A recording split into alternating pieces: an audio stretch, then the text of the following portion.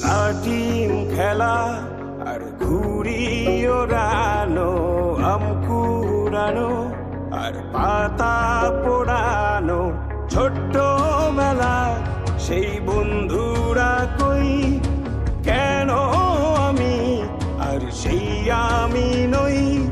আজ অনেক বছর পরে খুঁজে ফিরি, কোথায় আহারে আহারে আহারে শৈশব, কোথায় হারিয়ে গেল যে আহারে কৈশব, কোথায় আহারে আহারে আহারে শৈশব, কোথায় হারিয়ে